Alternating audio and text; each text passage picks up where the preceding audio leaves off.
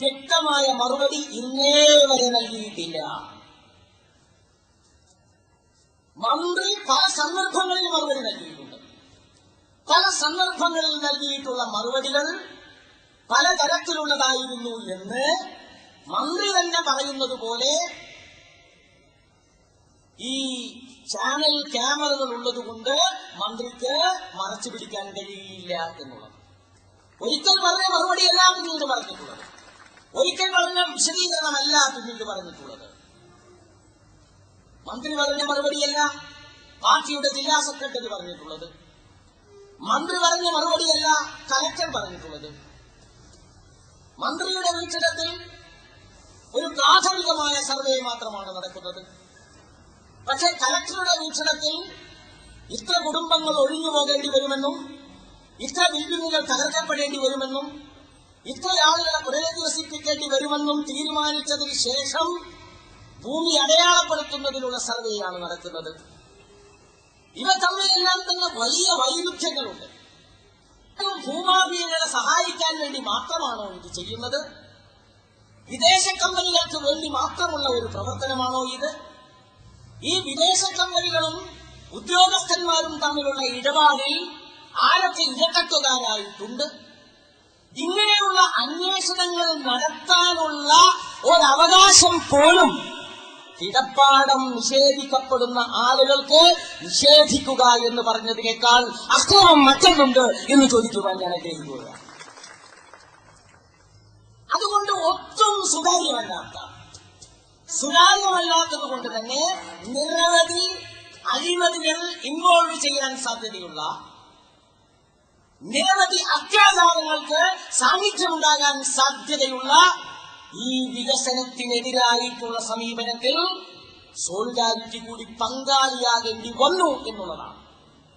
നൂറുകണക്കിന് സമര പോരാട്ടങ്ങളിൽ പങ്കാളിയായിക്കൊണ്ടിരിക്കുന്ന സോളിഡാരിറ്റിയെ സംബന്ധിച്ചിടത്തോളം കിനാനൂരിലെ സംഭവത്തിൽ മാത്രം സോളിഡാരിറ്റിക്ക് പങ്കാളികളാകാതിരിക്കാൻ നിവൃത്തിയുണ്ടാവുകയില്ല എന്ന് നിങ്ങൾക്ക് എല്ലാവർക്കും അറിയാവുന്നതാണ്.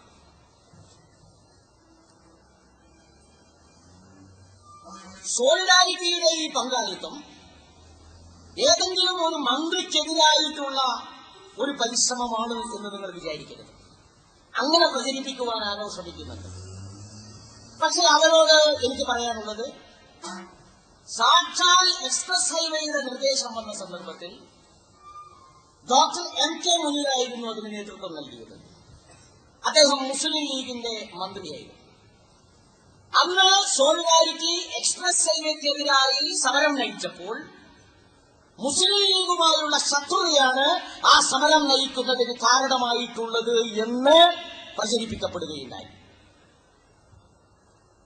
അപ്പോ ജനവിരുദ്ധ വികസനത്തിന്റെ തലപ്പത്തുള്ളത് സാക്ഷാൽ MK മുനീറാണോ ഇളമരം കരീമാണോ എന്നുള്ളത് സോളിഡാരിറ്റിയെ സംബന്ധിച്ചിടത്തോളം അപ്രസക്തമായ ഒരു വിഷയമാണ്. വികസനം ജനോന്മുഖമാണോ, വികസനം പുരോഗമനാത്മകമാണോ, വികസനം മനുഷ്യബന്ധുവാണോ, വികസന പ്രവർത്തനം പ്രകൃതിബന്ധുവാണോ എന്നുള്ളത് മാത്രമാണ് സോളിഡാരിറ്റിയെ സംബന്ധിച്ചിടത്തോളം പരിഗണനീയമായ വിഷയം. ഇതിൽ രാഷ്ട്രീയമില്ല എന്ന് കൂട്ടിച്ചേർക്കുവാൻ ഞാൻ ആഗ്രഹിക്കുകയാണ്. ഈ സമരത്തിന്റെ ഏറ്റവും വലിയൊരു ഡ്രോബാക്കായി സഖാവ് പിണറായി വിജയൻ സൂചിപ്പിച്ചിട്ടുള്ളത് ഇതിന്റെ പിന്നിൽ ജമാഅത്തെ ഇസ്ലാമിയാണ് എന്ന്. ഇത് യാഥാസ്ഥിതിക മുസ്ലിം സംഘടനകൾ സ്വീകരിച്ചു വരുന്ന ഒരു സമീപനമാണ്. ഈ സമീപനം എന്നു മുതലാണ് പിണറായി വിജയനെ പോലെയുള്ള ഉത്തരവാദപ്പെട്ട ഒരു രാഷ്ട്രീയ നേതാവ് സ്വീകരിച്ചു തുടങ്ങിയത് എന്നെനിക്കറിയില്ല. ഏതെങ്കിലും ഒരു സാമൂഹ്യ പരിഷ്കരണ സംരംഭവുമായി ജമാഅത്തെ ഇസ്ലാമിയോ അതുമായി ബന്ധപ്പെട്ട ഏതെങ്കിലും സംഘങ്ങളോ രംഗത്ത് വരുമ്പോൾ യാഥാസ്ഥിതിക മുസ്ലിം സംഘടനകൾ പറയാറുണ്ട്, ഇവർ ഈമാൻ കാര്യം മഞ്ചാക്കിയവരാണ്, ഇവർ പ്രവാചകന്റെ അനുയായികളെ ചീത്ത വിളിച്ചവരാണ്, ഇവർ നമസ്കരിക്കുമ്പോൾ കൈ നെഞ്ചത്ത് കെട്ടുന്നവരാണ്, സ്ത്രീകളെ പള്ളിയിൽ പ്രവേശിപ്പിക്കുന്നവരാണ്, മലയാളത്തിൽ വെള്ളിയാഴ്ച ഫുതുവ നടത്തുന്നവരാണ്. അതുകൊണ്ട് ഈ സാമൂഹ്യ സംസ്കരണ സംരംഭത്തിന് യോഗ്യതയില്ല എന്ന് പറയുന്ന സമീപനം യാഥാസ്ഥിതിക മുസ്ലിം സംഘടനകൾ സ്വീകരിക്കാറുണ്ട്.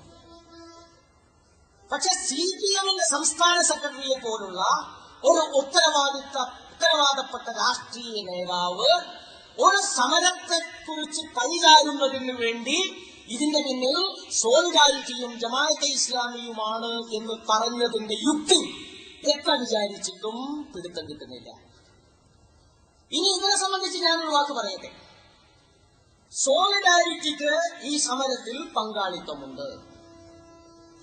പക്ഷെ സോളിഡാരിറ്റി മാത്രമാണ് ഈ സമരം നയിക്കുന്നത് എന്ന് സോളിഡാരിറ്റിക്ക് സത്യസന്ധമായി അവകാശപ്പെടാൻ പറ്റില്ല.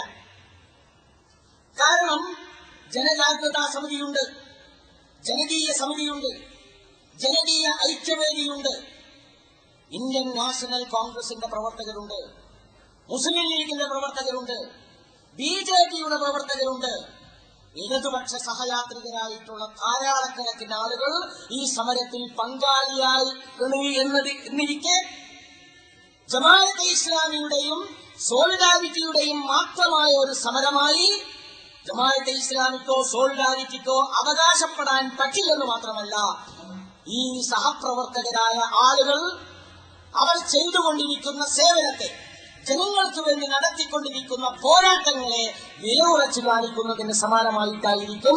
അതുകൊണ്ട് അത് തന്നിലേതാണ് എന്ന് സൂചിപ്പിക്കുവാൻ ഞാൻ ആഗ്രഹിക്കുകയാണ്.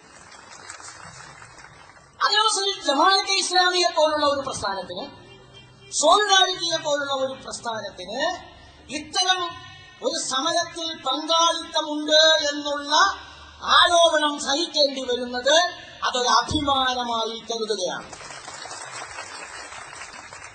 ജനകീയ സമരത്തിലെ പങ്കാളിത്തം എന്നത് ജമാഅത്തെ ഇസ്ലാമിക്കോ സോളിഡാരിറ്റിക്കോ തലയിൽ മുന്നിട്ടുകൊണ്ട് ചെയ്യേണ്ടുന്ന ഒരു കാര്യമല്ല, തല ഉയർത്തിപ്പിടിച്ചുകൊണ്ട് അഭിമാനത്തോടുകൂടി ചെയ്യാൻ കഴിയുന്ന ഒരു കാര്യമാണെന്ന് സൂചിപ്പിക്കാൻ ഞാൻ ആഗ്രഹിക്കുകയാണ്.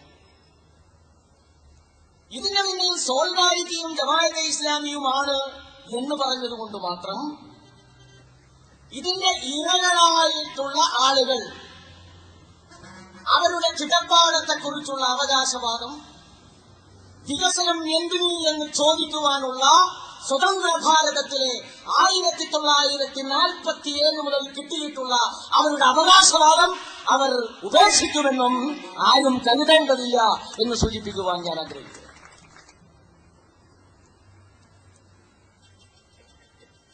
സഖാവ് ഇളവരം കരീം ഒരു ചോദ്യം ചോദിച്ചു.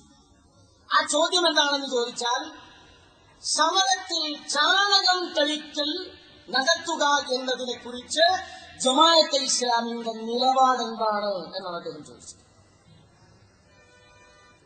അദ്ദേഹത്തിന്റെ ചോദ്യത്തിൽ ഒരു നല്ല മുനയുണ്ട്. മുസ്ലിങ്ങൾ മൊത്തത്തിൽ മനസ്സിലാക്കുന്നത് ചാണകം എന്ന് പറഞ്ഞാൽ അത് നജസാണ്. ഈ നജസായ സാധനത്തെ ഒരു സമരായുധമായി ഉപയോഗപ്പെടുത്തുന്നത് ജമാഅത്തെ ഇസ്ലാമിക്ക് അംഗീകരിക്കാൻ കഴിയുമോ എന്ന നല്ല മുനയുള്ള ചോദ്യം മുൻ സഖാവ് ഇളമരം കരീം ചോദിച്ചിട്ടുണ്ട്.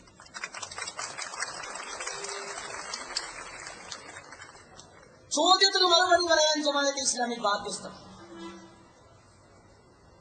എന്താണെന്ന് ചോദിച്ചാൽ, ചാണകം, ചൂട്, മുളകുപൊടി എന്നൊക്കെ പറയുന്നത് CPM-ന്റെയും കുടിയിറക്കിനെതിരായിട്ടുള്ള കേരളത്തിൽ നടന്നിട്ടുള്ള മുഴുവൻ സമരങ്ങളുടെയും ചരിത്രം ഒന്നുകൂടി എടുത്ത് പരിശോധിച്ചു നോക്കിയാൽ കുടിയിറക്കപ്പെടുന്ന സ്ത്രീകളുടെ ആയുധം എക്കാലത്തും അതായിരുന്നു എന്ന് നമുക്ക് മനസ്സിലാക്കാൻ കഴിയും. കുടിയിറക്കിൽ വരുന്ന അന്നത്തെ ജമ്മികളുടെ കയ്യിലോ ഇന്നത്തെ പോലീസുകാരുടെ കയ്യിലോ ഉള്ള ആയുധം